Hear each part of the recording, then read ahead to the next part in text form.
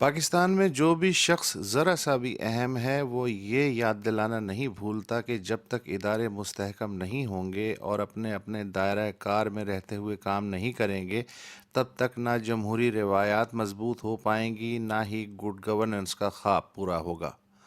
یہ بات اتنی بار دہرائی جا چکی ہے کہ اب تو اپنی وقت کھو کے کلیشے کی حد میں داخل ہو چکی ہے، مگر یہ کوئی نہیں بتاتا کہ پہل کون کرے گا۔ مثلاً یہ سنتے سنتے کان پک چکے کہ پارلیمنٹ سب سے بالا آئینی ادارہ اور جمہوری طاقت و اختیار کا سرچشمہ ہے۔ ہر کوئی چاہتا ہے کہ تمام حقیقی فیصلے پارلیمنٹ کے اندر ہوں۔ پارلیمنٹ نہ صرف عوام دوست قانون سازی کرے بلکہ دیگر آئینی اداروں کی رہنمائی کرے اور ان کی کارکردگی پہ بھی نگاہ رکھے۔ مگر کتنے پارلیمنٹیرین یہ دکھڑا رونے کے سوا کچھ اور کر رہے ہیں کہ پارلیمنٹ کی کوئی نہیں سنتا۔ اہم معاملات پہ بحث کے دوران ایوان کی آدھی سیٹیں کیوں خالی رہتی ہیں؟ 50% پارلیمنٹیرینز ایسے کیوں ہیں جنہوں نے پچھلے 2.5 برس میں صرف ڈیسک بجانے کا کام کیا ہے، آج تک کھڑے ہو کے نہ کوئی سوال پوچھا اور نہ کسی بحث کے دوران اپنی رائے مربوط انداز میں ظاہر کرنے کی کوشش کی؟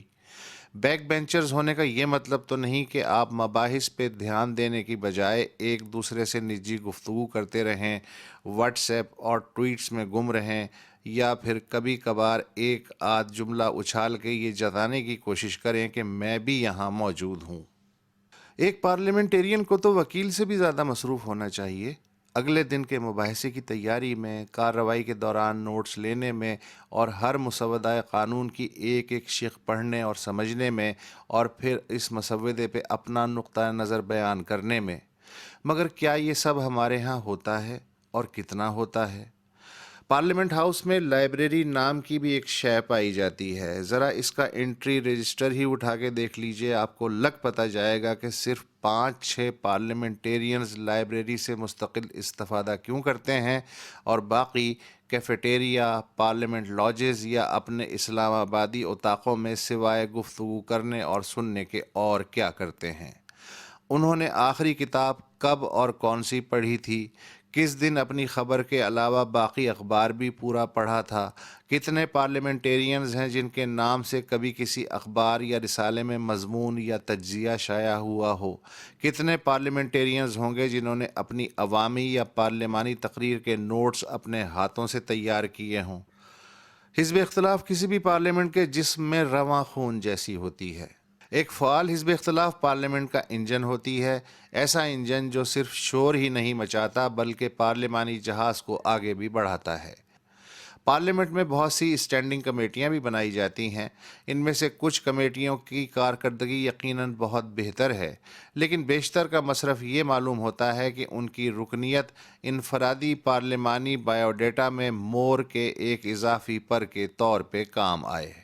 اچھی جمہوریتوں میں حزب اختلاف پارلیمنٹ کی غیر رسمی کسٹوڈین ہوتی ہے، لیکن یہاں تو حزب اختلاف کے ہی کچھ دوست یہ کہنے سے بھی نہیں چوکتے کہ پارلیمنٹ میں جانے کا مطلب محض وقت ضائع کرنا ہے۔ اگر واقعی ایسا ہی ہے تو پھر انہوں نے منتخب ہو کے عوام کا ووٹ ضائع کرنا کیوں پسند کیا؟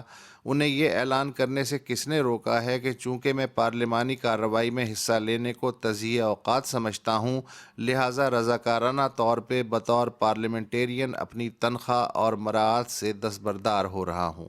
اگر پارلیمنٹ کے ہوتے ہوئے معاملات جلسوں، ناکہ بندیوں، دھرنوں اور ایک دوسرے کو عدالتوں میں گھسیٹنے اور پارلیمانی ڈیبیٹ کی بجائے بازاری گفتگو سے ہی طے ہونے ہیں، تو پھر پارلیمنٹ نام کے سب سے مہنگے ڈیبیٹنگ کلب کو جمنازیم، اسپیشل بچوں کے اسکول، کمیونٹی ہال یا ایک جدید ہاسپٹل میں بدلنے کا نیک کام کیوں نہ کیا جائے؟ کم از کم کسی ایک مستحق طبقے کو تو کوئی فائدہ پہنچے۔ پارلیمنٹ کو یقیناً دیگر اداروں کی کارکردگی پہ نظر رکھنے کا پورا آئینی استحقاق ہے، مگر دوسروں کا گڑ چھڑوانے سے پہلے خود تو گڑ کھانا چھوڑیے۔